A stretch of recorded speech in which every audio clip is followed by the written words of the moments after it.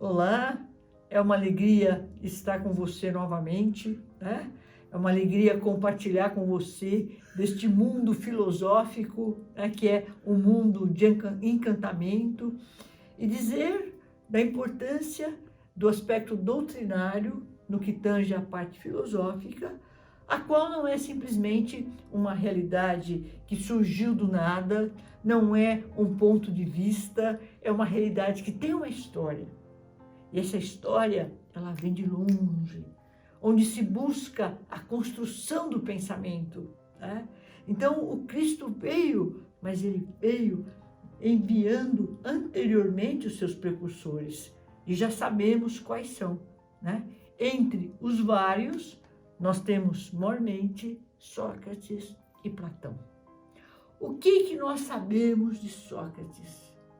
Precursor doutrinário, que já trouxe a importância da realidade anímica, exaltando a moral, exaltando o autoconhecimento, né? Ele nos leva, através do método indutivo, a chegar ao conhecimento da própria alma, a trabalhar as nossas potencialidades. Ele induzia os discípulos a chegarem à verdade. Vejam, à verdade por si só. E ele o fazia através do diálogo. Portanto, já é uma realidade dialética. Tá? Além disso, ele trouxe a importância de nós não nos imiscuirmos na realidade, mas termos um papel ativo no que tange ao erro, no que tange à falta de lógica, como na época pretendia-se que se exaltasse o mundo da opinião.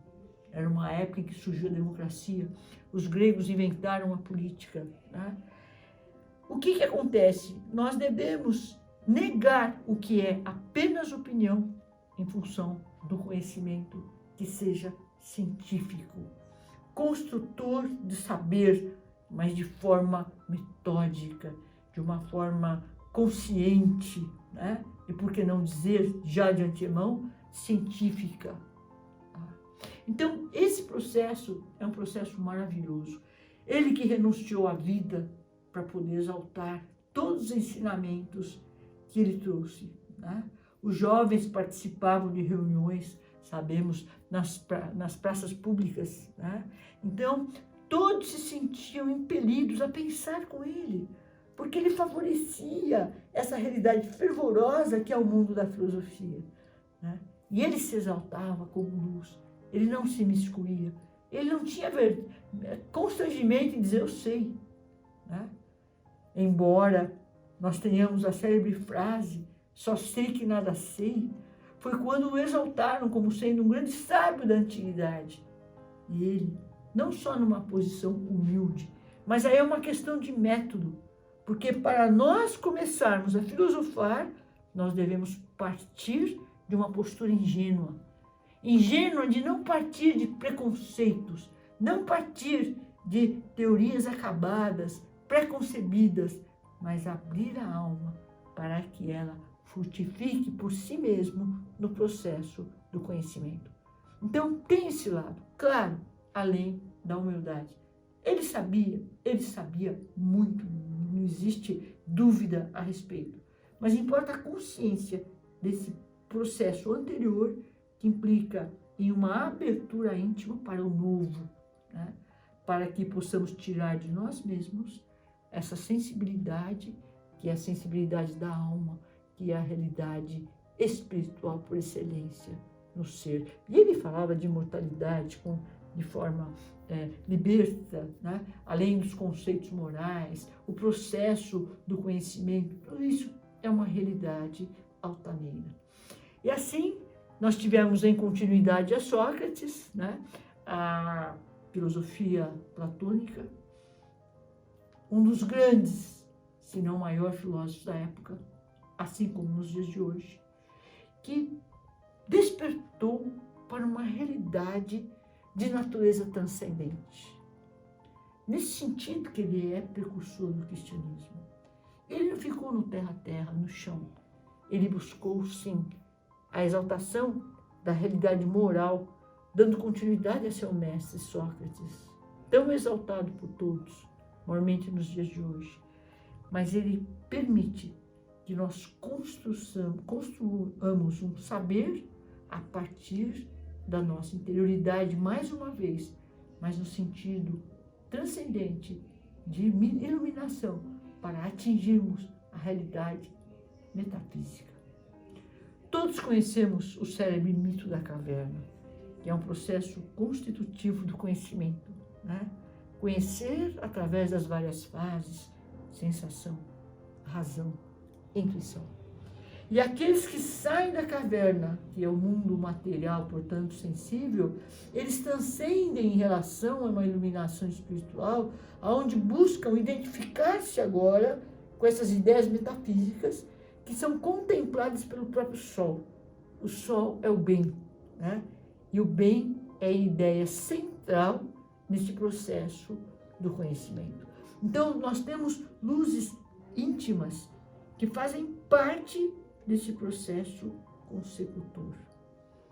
Platão, que já falava da roda das encarnações, ele que já traça a questão da justiça após a morte, e ele mesmo ensina na obra República, né, a importância que nós devemos dar à condução das nossas vidas de forma moral, de forma elevada, mas pensando ainda que a justiça não é só deste mundo, mas que existe após a morte, né? Então, textos assim muito ricos. E, claro, dando continuidade a Sócrates, ele exalta a imortalidade da alma e diz o que acontece depois, quando nós partimos. No célebre mito de Er, né? Que é o mito de um soldado que deu-se por morto, quando na verdade o soldado volta e passa a contar, narrar o que acontece na espiritualidade, com os homens de bem, com os criminosos e assim por diante. Nos ensinando a viver, portanto, uma vida consciente de que a vida não é só aqui e agora, mas o depois. E que o depois não é fortuito, não é ao acaso, é consequência daquilo que nós somos. Só não constituímos uma sociedade moral ainda, ideal, digamos assim, porque nós estamos pouco espiritualizados e porque somos ainda bastante gananciosos, né? Mas a humanidade evolui gradativamente, é todo um processo de maturação. Além dos precursores filósofos antigos, que deram um movimento constitutivo até que surgisse a doutrina, nós temos ainda anterior a esse surgimento vários filósofos que trouxeram luzes, como, por exemplo, os renascentistas, né? Os renascentistas já se preocupavam mais com uma realidade humanista, digamos assim, né? Eles já trouxeram a importância de um racionalismo científico. Então, nessa época, nós temos Galileu Galilei, Francis Bacon, né, Copérnico, todos esses que vieram exaltar a ciência como sendo um processo necessário para a construção do saber e para a libertação do homem. Então surge um método indutivo na ciência, né? E logo após nós temos ainda Descartes, que exalta a dedução como sendo o método filosófico por excelência, né? O aspecto dedutivo. Então vejam, a doutrina se constrói entre dois polos. A ciência que teve início, digamos assim, no início da Renascença, né? E depois a realidade dedutiva que surge em pleno racionalismo, como sendo o método mais seguro. Então a doutrina vivencia essa dualidade, empirismo, racionalismo. Essa era a bandeira na época de Kardec. Então nós temos que a doutrina é síntese de um processo que se constrói gradativamente à medida que o homem vai evoluindo na sua percepção, na sua concepção da realidade. Que nós possamos, portanto, exaltar esses saberes como sendo uma fonte promissora para que nós possamos adentrar o cristianismo com uma visão altaneira, com galhardia, sentindo a autoridade dessa magna doutrina que instala seu saber através da filosofia, da ciência, buscando sempre a ligação com o Criador. Que nós possamos ter mais momentos de conversa, né? De um bate-papo filosófico, na alegria da compartilha.